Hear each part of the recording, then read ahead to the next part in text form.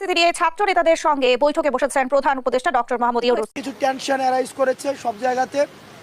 ভারতের সাথে বর্তমান যে বাংলাদেশের সম্পর্ক, গতকাল আমরা দেখেছি যে আগরতলায় যে হামলাটি হয়েছে আমাদের যেই বাংলাদেশ কনসুলেটের মধ্যে, এবং রিসেন্ট যেই সাম্প্রদায়িকতা ইস্যু যেটিকে বিশ্ব মিডিয়াতে দেখানো হচ্ছে যে বাংলাদেশে মাইনরিটিরা অনিরাপদে রয়েছে এবং দ্রব্যমূল্যের ঊর্ধ্বগতি, শিক্ষা, নতুন কমিশন, সংস্কার প্রস্তাবনা, এই বিষয়গুলো নিয়ে স্যারের সাথে আজকে আমাদের আলোচনা হয়েছে। আমরা যে ফিল্ডের যে বর্তমান অবস্থা, সেই অবস্থাটি স্যারকে জানানোর চেষ্টা করেছি। তার কোনো রুলস অফ বিজনেসের মধ্যে পড়ে না যে তিনি বাংলাদেশে শান্তি রক্ষী বাহিনী পাঠানোর কথা বলতে পারেন। তিনি তো একটা রাজ্যের মুখ্যমন্ত্রী, এটা কেন্দ্রীয় সরকারের বিষয়। দ্বিতীয়ত আরেক ফটকা, মানে আলোচনায় থাকার জন্য না বলতে বলবো আগে মমতা। আসসালামু আলাইকুম রাহমাতুল্লাহ, সবাই কেমন আছেন? আশা করি সবাই অনেক অনেক ভালো এবং সুস্থ আছেন। সবাইকে স্বাগতম জানাচ্ছি আমাদের অনেক নতুন ভিডিওতে। প্রতিনিয়ত আমি আব্দুল বাসির ফারুকী। অবশেষে ডক্টর মোহাম্মদ ইউনূসের মাস্টার প্ল্যানের কাছে হেরে গেল ভারত। কিন্তু কিভাবে, কেন, কিভাবে হেরে গেল ভারত, সেটা নিয়ে জানাবো বিস্তারিত।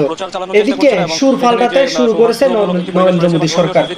সম্প্রতি বাংলাদেশে এসেছে ভারতীয় রাষ্ট্রদূত। তিনি বলেছেন বাংলাদেশের সাথে সৌহার্দ্যপূর্ণ সম্পর্ক রেখে পরবর্তী পথ চলতে চায় ভারত। কি বলেছেন তারা, সে বিষয়টা নিয়ে দেখবো বিস্তারিত। অন্যদিকে শেখ হাসিনা কোথায় রয়েছে, ভারতে গৃহবন্দী নাকি আত্মগোপনে, এটা নিয়ে এখন সামাজিক যোগাযোগ মাধ্যমে শৈলাভ, সেটা নিয়ে বিস্তারিত জানবো।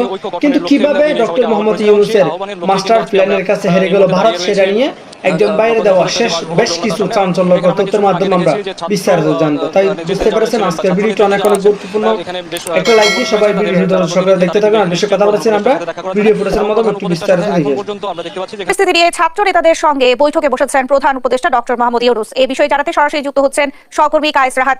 রাহাত, বৈঠকের বিষয়ে কিছু আপনি জানতে পেরেছেন কিনা আমাদের বিস্তারিত জানাবেন। ধন্যবাদ ন্যান্সি। যেমনটি জানেন যে আমাদের যে পরিস্থিতি চলছে এবং 5 আগস্টের পর থেকে আমরা দেখেছি যে ভারতীয় গণমাধ্যম বা অন্যান্য যে ভারতীয় মহল ছিল তারা বাংলাদেশের বিরুদ্ধে একটি অপপ্রচার চালানোর চেষ্টা করছিল এবং এখানে যে সৌহার্দ্যমূলক একটি পরিবেশ রয়েছে বা ধর্মীয় সম্প্রীতিমূলক একটি পরিবেশ রয়েছে সেটিকে বিঘ্নিত করার জন্য ভারতীয় যে মিডিয়াগুলো ছিল সেখান থেকে একটি অপপ্রচার চলছিল। তো এর বিপরীতে বা এর বিরুদ্ধে বাংলাদেশে একটি জাতীয় ঐক্য গঠনের লক্ষ্যে আমরা যেটি জেনেছি যে এখানে প্রধান উপদেষ্টা বিভিন্ন দলের নেতাকর্মী বা দেখা যাচ্ছে সর্বস্তরে যারা রয়েছেন এবং এর সাথে ছাত্র সংগঠন, বিভিন্ন ছাত্র সংগঠনগুলোর নেতাকর্মী, এর সাথে রাজনৈতিক সংগঠন যেগুলো রয়েছে তাদের নেতাকর্মী এবং শিশু সমাজ, এদের প্রত্যেককে নিয়ে একটি জাতীয় ঐক্য গঠনের লক্ষ্যে তিনি সবাইকে আহ্বান করেছেন এবং সেই আহ্বানের লক্ষ্যেই কিন্তু আজকে আমরা এই মুহূর্তে দাঁড়িয়ে রয়েছে প্রধান উপদেষ্টা যে বাসভবন যমুনার সামনে। এবং এখানে আমরা কিছুক্ষণ আগে দেখেছি যে ছাত্র নেতৃত্বে যারা ছিলেন বা ছাত্র নেতৃত্বে যারা আছেন, এখানে বেশ কয়েকটি সংগঠন রয়েছেন, তাদের যারা প্রতিনিধি তারা কিন্তু এখানে এসেছেন প্রধান উপদেষ্টার সাথে দেখা করার জন্য। এবং প্রধান উপদেষ্টার সাথে এখন পর্যন্ত আমরা দেখতে পাচ্ছি যে এখানে বৈঠক চলমান রয়েছে এবং এই বৈঠকে এখনো পর্যন্ত জাতীয় ঐক্য গঠনের ক্ষেত্রে ঠিক কী কী অগ্রগতি হলো বা কী সিদ্ধান্ত হয়েছে সেটা কিন্তু আমরা এখনো এখানে জানতে পারিনি। বৈঠক এখনো চলমান এবং এই বৈঠক শেষে যখন ছাত্র নেতৃবৃন্দ এখানে বের হয়ে আসবেন তাদের কাছ থেকে আমরা হয়তো জানতে পারবো যে এই বৈঠকে কতটুকু ফলপ্রসূ হয়েছে এবং জাতীয় ঐক্য গঠনের ক্ষেত্রে ঠিক অগ্রগতি কতটুকু হয়েছে, তারা কী ধরনের সিদ্ধান্ত নিয়েছেন। অন্যদিকে ভারতীয় যে অপপ্রচার চলছে আমরা দেখেছি যে গত একদিন আগেও বাংলাদেশের ভারতে অবস্থিত বাংলাদেশের যে হাইকমিশন ছিল আগরতলাতে, সেখানে হামলা হয়েছে এবং এর প্রতিবাদেও হয়তো এখানে নতুন ধরনের কোনো সিদ্ধান্ত হতে পারে বা বাংলাদেশ সরকারের ক্ষেত্রে কী ধরনের পদক্ষেপ নেওয়া হতে পারে নতুন করে, সেই বিষয়গুলো সম্পর্কেও হয়তো এখানে বৈঠকে কথা হতে পারে। রাহাত, আপনাকে ধন্যবাদ। দর্শক আমাদের সঙ্গে যুক্ত হয়েছে। কিছু টেনশন অ্যারাইজ করেছে সব জায়গাতে। ভারতের সাথে বর্তমান যে বাংলাদেশের সম্পর্ক, গতকাল আমরা দেখেছি যে আগরতলায় যে হামলাটি হয়েছে আমাদের যেই বাংলাদেশ কনসুলেটের মধ্যে, এবং রিসেন্ট যেই সাম্প্রদায়িকতা ইস্যু যেটিকে বিশ্ব মিডিয়াতে দেখানো হচ্ছে যে বাংলাদেশে মাইনরিটিরা অনিরাপদে রয়েছে এবং দ্রব্যমূল্যের ঊর্ধ্বগতি, শিক্ষা, নতুন কমিশন, সংস্কার প্রস্তাবনা, এই বিষয়গুলো নিয়ে স্যারের সাথে আজকে আমাদের আলোচনা হয়েছে। আমরা যে ফিল্ডের যে বর্তমান অবস্থা, সেই অবস্থাটি স্যারকে জানানোর চেষ্টা করেছি। আমরা আমাদের জায়গা থেকে স্যারকে বলেছি যে বিশেষ করে প্রথমত ভারত সরকারের সাথে ফ্যাসিস্ট সরকারের যেই ধরনের গোপন চুক্তিগুলো হয়েছে সেটি যেন প্রকাশ করা হয়। ফেলানি হত্যা সহ সীমান্ত যতগুলো হত্যা হয়েছে সেগুলোর জন্য বিচার নিশ্চিত করা হয় এবং পানির যে ন্যায্য হিস্সা, সেই হিস্সাটি যেন বাস্তবায়ন করা হয় এবং আমাদের যেই বাণিজ্যিক যে সম্পর্কটি রয়েছে ভারতের সাথে, সেই সম্পর্কটি যেন ন্যায্যতার ভিত্তিতে হয় এবং সেটির মধ্যে যেন ডিগনিটি থাকে, আমরা সেই বিষয়গুলো নিয়ে কথা বলেছি। আপনারা জানেন যে সিন্ডিকেটের কারণে মানুষের যে দ্রব্যমূল্যের ঊর্ধ্বগতিতে মানুষের স্বাভাবিক জীবন যে ব্যাহত হচ্ছে, মানুষ ফিল করছে যে এই যে দ্রব্যমূল্যের লাগাম টানা উচিত, মানুষের সেই শঙ্কাটি আমরা ডক্টর মোহাম্মদ ইউনূস স্যারকে আমরা জানিয়েছি। আমাদের যেই সাম্প্রদায়িক যেই ট্রাম্প কার্ডটি বিশ্ব মিডিয়াতে ছড়ানো হচ্ছে, যে এই গণ অভ্যুত্থানটি হচ্ছে rise of Islam and fundamentalism, বিষয়টি যে আসলে এমন না, বরং সকল শ্রেণী পেশার ছাত্র নাগরিকের অংশগ্রহণের মধ্য দিয়ে এই আন্দোলনটি গণ অভ্যুত্থানটি হয়েছে। এবং আমাদের যেই হিন্দু ভাইদের সাথে বা যারা হচ্ছে সংখ্যালঘু রয়েছে, যদিও এই শব্দটি ব্যবহার করতে আমরা আমাদের জায়গা থেকে আমরা সংকোচ বোধ করি, বাংলাদেশে প্রত্যেকেই সাম্য এবং মানবিক মর্যাদার মধ্য দিয়েই তাদের জীবন ধারণ করছে। আমাদের যে সম্প্রীতিটি রয়েছে, এই সম্প্রীতিটি কিভাবে বিশ্ব দরবারে আরও বেশি করে প্রচার করা যায় এবং অ্যান্টি প্রপাগান্ডার সেল নিশ্চিত করা যায়, সেই বিষয়গুলো নিয়ে হচ্ছে স্যারের সাথে আমাদের কথা হয়েছে আজকে। মমতা বন্দ্যোপাধ্যায় তার কোনো রুলস অফ বিজনেসের মধ্যে পড়ে না যে তিনি বাংলাদেশে শান্তি রক্ষী বাহিনী পাঠানোর কথা বলতে পারেন। তিনি তো একটা রাজ্যের মুখ্যমন্ত্রী, এটা কেন্দ্রীয় সরকারের বিষয়। দ্বিতীয়ত আরেক ফটকা, মানে আলোচনায় থাকার জন্য আবল তাবল বলে। আগে মমতা বন্দ্যোপাধ্যায়ের পার্টি করেছে শুভেন্দু অধিকারী, ওই যে বিজেপির পশ্চিমবঙ্গের রাজ্যের সভাপতি, এক অত্যন্ত উগ্র এবং বাজে প্রকৃতির একটা লোক। মমতা বন্দ্যোপাধ্যায়ের পার্টি করতো, তাকে নিয়ে যা বলছে তো বলছে, কিন্তু এখন তিনি আলোচনায় থাকার জন্য বাংলাদেশে কিছু হলেই হিন্দু ট্রাম্প কার্ডে, যেটা বিজেপির রাজনীতির পলিসি বা রাজনীতির যেটা টুলস, সেটা খেলে যে বাংলাদেশে হিন্দুরা অনিরাপদ, তাদের উপরে নির্যাতন হচ্ছে, নিপীড়ন হচ্ছে। আমি বলতে চাই, এই যে ছাত্র জনতার গণ অভ্যুত্থান, এত রক্ত এবং প্রাণের বিনিময়ে আমরা একটা অন্তর্বর্তীকালীন সরকার পেয়েছি। এই সরকার এই রাষ্ট্রকে একটা শুধুমাত্র নিরাপদ সড়ক নয়, একটা নিরাপদ ও মানবিক রাষ্ট্র হিসেবে গড়ে তুলবে, সেটি আমরা চাই। কিন্তু প্রকৃত অর্থে, সত্যিকার অর্থে এই গত 4 মাসে যে সরকারের কর্মকাণ্ড, তাতে আমরা আস্থা এবং ভরসা পাচ্ছি না যে সরকার ওইখানে বাংলাদেশকে নিয়ে যেতে পারবে। আর এই সরকার যদি না পারে, ব্যর্থ হয়, পরবর্তী রাজনৈতিক সরকার পারবে বলে আমি মনে করি না। আজকে এই যে আমাদের প্রতিবেশী রাষ্ট্রের সাথে আমাদের যা হচ্ছে, এটা তো আপনাদের বুঝতে হবে। তো পরিষ্কার যে তাদের দীর্ঘদিনের লালন পালন করা সোনার ডিম পাড়া হাঁস আওয়ামী লীগ খোয়ার ছেড়েছে, কাজে এখন আর তারা ডিম পাচ্ছে না, সোনার ডিম পাচ্ছে না।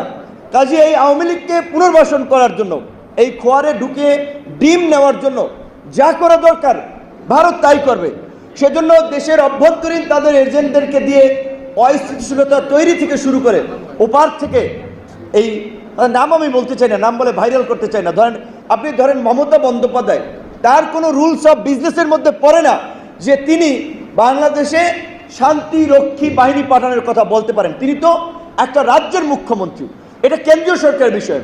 দ্বিতীয়ত আরেক ফটকা, মানে আলোচনায় থাকার জন্য আবল তাবল বলে। আগে মমতা বন্দ্যোপাধ্যায়ের পার্টি করেছে শুভেন্দু অধিকারী, ওই যে বিজেপির পশ্চিমবঙ্গের রাজ্যের সভাপতি, এক অত্যন্ত উগ্র এবং বাজে প্রকৃতির একটা লোক। মমতা বন্দ্যোপাধ্যায়ের পার্টি করতো, তাকে নিয়ে যা বলছে তো বলছে, কিন্তু এখন তিনি আলোচনায় থাকার জন্য বাংলাদেশে কিছু হলেই হিন্দু ট্রাম্প কার্ডে, যেটা বিজেপির রাজনীতির পলিসি বা রাজনীতির যেটা টুলস, সেটা খেলে যে বাংলাদেশে হিন্দুরা অনিরাপদ, তাদের উপরে নির্যাতন হচ্ছে, নিপীড়ন হচ্ছে। এই সরকারের আমলে বাংলাদেশের 53 বছরের ইতিহাসে হিন্দুরা সবচেয়ে সিকিউরিটি ভোগ করছে, সবচেয়ে সুবিধা পাচ্ছে। এবার পুজোয় যে বাজেট দেওয়া হয়েছে, বাংলাদেশের কখনো এই রকমের বাজেট এবং প্রিভিলেজ হিন্দু কমিউনিটি পায় নাই। বিএনপির লোকেদেরকে একটা জিনিস বর্তমানে সারা বাংলাদেশে যা ঘটছে, আমাদের বিরোধী রাজনৈতিক দলগুলো থেকে শুরু করে, সরকারের উপদেষ্টারা থেকে শুরু করে, আওয়ামী বিরোধী যারাই রাজনীতি করেন, প্রত্যেকে একটা জায়গাতে আটকাই গেছে যে না ভাই, এই ঘটনাটার পেছনে বাংলাদেশ আওয়ামী লীগ কাজ করছে সরাসরি ভারত থেকে।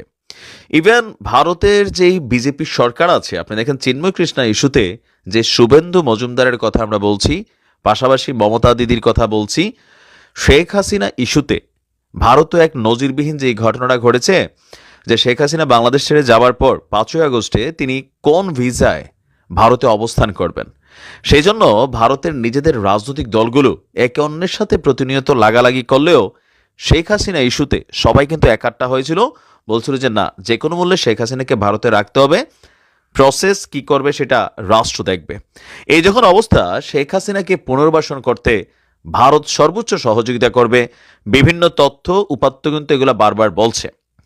আর এই চিন্ময় কৃষ্ণদাস প্রভু ইস্যুতে আপনি দেখেন বাংলাদেশ আওয়ামী লীগ তাদের অফিসিয়াল ফেসবুক পেজ, সাবেক প্রধানমন্ত্রী শেখ হাসিনা, আওয়ামী লীগের বিভিন্ন নেতাকর্মী যারা ফেসবুকে কানেক্টেড আছে, তারা কিন্তু তার পক্ষে অবস্থান প্রকাশ করছে। এইটাও একটা পলিটিক্যাল পয়েন্ট অফ ভিউ যে যেহেতু 5ই আগস্টের পর বাংলাদেশ আওয়ামী লীগ এদেশে পা সোজা করার জন্য বা একটু পা রাখার জন্য যে স্পেসটা দরকার ছিল, চিন্ময় কৃষ্ণা ইস্যু সেটাকে মানে এক পানা পুরো বড়ি ঢুকাই দেওয়ার মতন কিন্তু আওয়ামী লীগের জন্য স্পেসটা ক্রিয়েট করছে। এখন এই যে সীমান্তে উত্তেজনা বা ভারতের যেই অ্যাক্টিভিটিস বা বিভিন্ন ধরনের কথাবার্তা, এগুলার পেছনে শেখ হাসিনা এবং বাংলাদেশ আওয়ামী লীগ দায়ী বলে মনে করছেন। বিএনপির নেতা থেকে শুরু করে জামাত ইসলাম থেকে শুরু করে আপনি উপদেষ্টাদের বক্তব্য দেখেন। আবার আমাদের প্রধান উপদেষ্টার খুবই কাছের মানুষ, বা আমরা যদি মনে করি এই মুহূর্তে প্রধান উপদেষ্টার পর যিনি সবচেয়ে বেশি লিড করেন ডক্টর আসিফ নজরুল ইসলাম, তার বক্তব্যের মধ্যে কিন্তু ভারতের প্রতি যে হুঁশিয়ারি আছে যে এই বাংলাদেশ আর শেখ হাসিনার সেই বাংলাদেশ নাই, এই বাংলাদেশ বদলে গেছে, বা সামহাও এখানে অনেক ধরনের বক্তব্য আসছে। তো আসলে কি এই চিন্ময় কৃষ্ণা দাস প্রভু ইস্যুতে ভারতের মধ্যে যে উত্তেজনা কাজ করছে এই মুহূর্তে, একদম আপনি যদি দেখেন পাবলিক টু পাবলিক একটা কানেক্টিভিটি হয়ে গেছে, আমি বারবার বলছি। আর এতে ভারতের মিডিয়া বড় ধরনের ভূমিকা রাখছে। তো এই সকল কিছুর পেছনে আমরা যদি দেখি ফায়দাগত ইস্যু, তাহলে সেইটা কে পাচ্ছে? ফায়দাগত ইস্যু দেখলে আমরা দেখতে পাচ্ছি এটার সবচেয়ে বড় ফায়দা পাচ্ছে বাংলাদেশ আওয়ামী লীগ।